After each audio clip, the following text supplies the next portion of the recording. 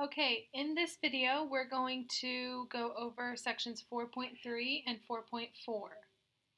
In 4.3, we're just going to talk about equations of lines and how changing the equation of your line affects the graph. And then in 4.4, we'll look at some specific examples to see how those are compared to our most basic graph there is. So starting in 4.3, we're going to kind of skip this section over function notation because we've talked about that. I want to focus on this family of functions piece at the bottom of that first page. So we're going to talk about three different functions in Algebra 1. We're going to talk about lines, which is what we're going over right now. We'll talk about quadratic functions, which are the parabolas, and we'll talk about exponential functions. But for a good part of this year, we're going to talk about linear functions, so lines. So family of functions, we're going to talk about linear functions here. Okay, we have in each kind of function, we have what's called a parent function. A parent function is the most basic equation of that function. So the equation that hasn't been shifted around the graph, nothing's happened to that line or that parabola. It sits in the middle at 0, 0. It's just the most basic equation of that function. So for linear functions, that equation is y equals x. And as we've talked about last week, in that equation we can identify the slope and y-intercept. So the slope is the number that's in front of x. So in this case, that number is 1. And our y-intercept is the number that's being added or subtracted to x. In this case, there is nothing being added or subtracted, so we can assume that's a 0. So our y-intercept is 0. And we could write that as the coordinate point 0, 0. And if you notice in this graph that they have off to the right here, that's the graph of our parent function. It sits at the origin, and then you use that slope 1 to move up 1, right 1, up 1, right 1, or you could do the opposite and move down 1, left 1. So it sits right in the middle. That's our most basic slope. That graph hasn't been moved around the grid anywhere. So let's take a look at some other examples to see how changing that equation changes the graph. So first, we have two equations, g of x and p of x here. And you'll notice that g of x is x equals 5, p of x equals x plus 2. So let's write down our parent function again. So we have y equals x, and we said the slope was 1, and the y-intercept was 0. That's our parent function information. Now let's compare that to the graphs they've given us here and see how that has changed our graph. So in g of x, we have x minus 5. So let's identify the slope and the y-intercept. The slope here, again, it's that number in front of x, is still 1. But then now we do have a number that's being added or subtracted to x. We're subtracting 5. So our y-intercept is negative 5. Now if we look at the graph, we have our blue line there in the middle. That's our parent function. And the orange line is g of x. And if you notice, that orange line, g of x, has been shifted down the y-axis 1, 2, 3, 4, 5 units. Okay? Now it's not a coincidence that it's moved down 5 and our y-intercept is negative 5. Okay, so let's just keep that in mind. Okay? And we'll look at p of x where we have x plus 2. So again, let's identify our slope and y-intercept. So again, slope is the number in front of x, that's 1. Our y-intercept is the number that's being added or subtracted to x, so that's positive 2.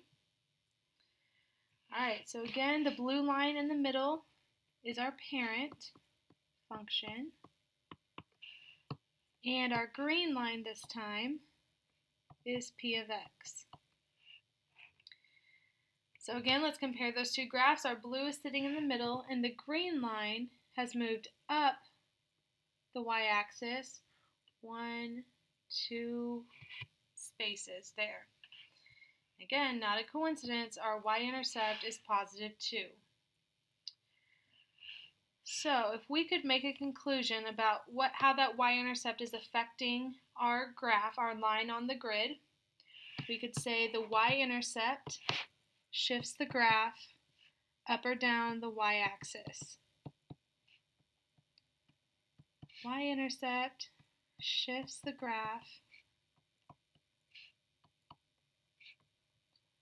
up or down the y-axis.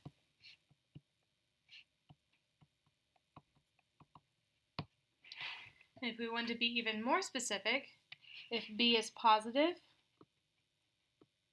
then our graph is moving up.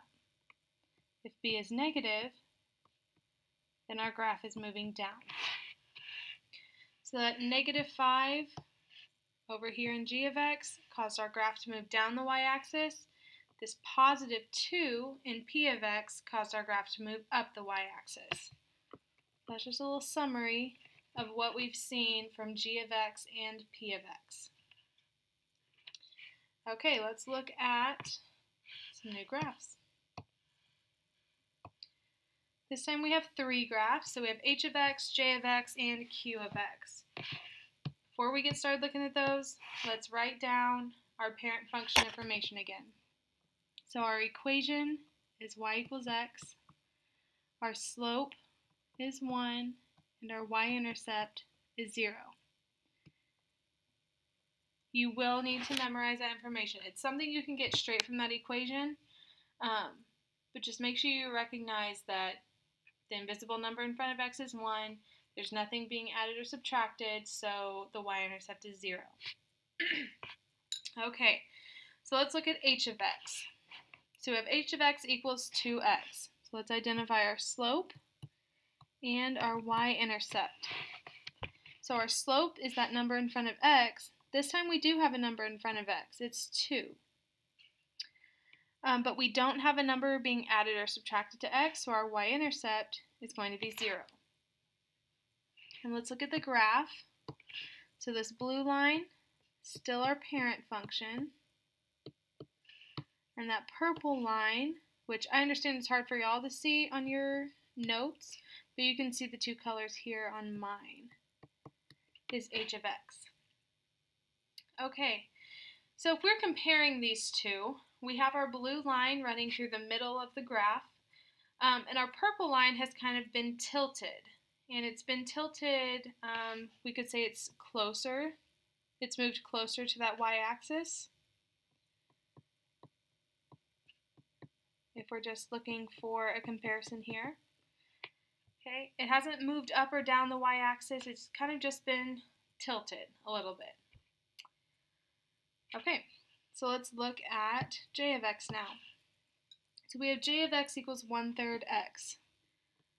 Let's identify our slope and our y-intercept. So our slope is that number in front of x.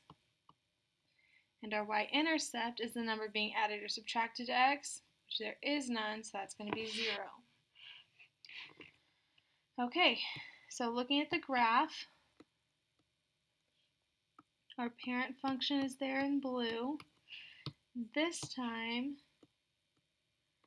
we have j of x kind of sitting underneath our parent function. And again, we can see it hasn't been shifted up or down the y-axis, but again it's been tilted, but this time it's been tilted the opposite direction from h of x was in the last graph.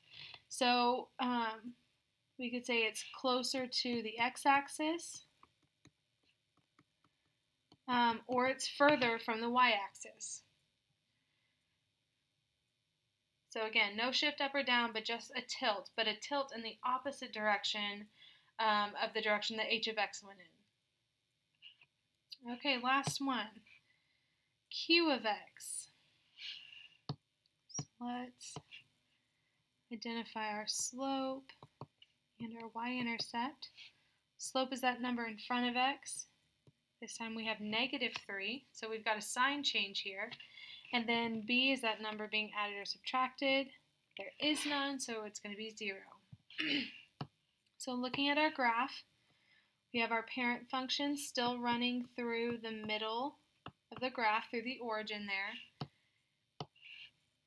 And q of x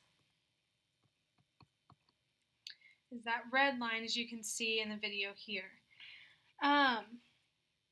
So if we're describing our change here, our graph has kind of been flipped a little bit. It's not really just the tilt that's happened this time. Now it's been flipped over that y-axis. And we can see that now it's decreasing as it moves left to right instead of increasing as it moves left to right like the parent function is doing. So it changed directions.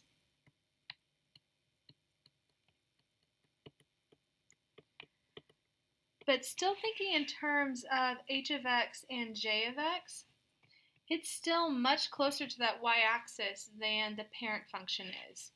So there are kind of two changes that have happened here.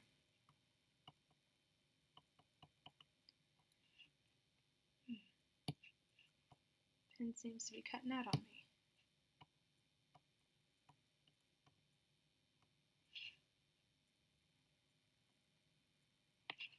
Okay, so it changed directions. Now it's decreasing as it moves left to right, and it's closer to the y-axis. So it still has been tilted a little bit. So let's talk about these three graphs.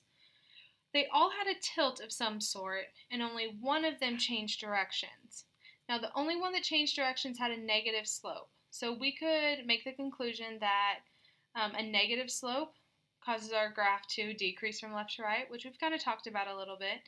It changes the direction of our line. But now let's talk about those tilts. So we had two graphs that were tilted closer to the y-axis than the parent function was, and we had one graph that was tilted closer to the x-axis, so away from the y-axis. So these two graphs that were tilted closer, we have 2, and just looking at the number, we have 3. Both the numbers 2 and 3 are bigger than 1, which is what our parent function is. And then the one that was tilted away from the y-axis, so closer to the x-axis, that was 1/3. And if we're comparing 1/3 to 1, 1/3 is less than 1. So we could come to the conclusion that numbers bigger than 1, so just looking at the number, not the sign, the numbers bigger than 1 tilt our graph closer to the y-axis, kind of straighten it out, make it a little taller, and we would call that steeper, which you can kind of see in these descriptions here. Okay, steeper. And then that line that's moved closer to the x-axis, that's kind of flattened out so it's more horizontal side to side, that had a slope that was less than 1. So that makes our graph flatter. Okay, so that number in front of x, our slope, changes the steepness of our line. If it's bigger than 1, it's going to be steeper. If it's less than 1, it's going to be flatter. That negative changes the direction. Okay, this will make more sense once we start looking at some graphs a little more and we're graphing them ourselves and comparing those equations in bigger quantities. Okay, so those are just the basics here. So we have two things that we've talked about. The y-intercept, which shifts our graph up or down the y-axis, and our slope, which changes the steepness of our line. Okay, we're going to skip this last problem here and move on to 4.4, which you can find in a new video.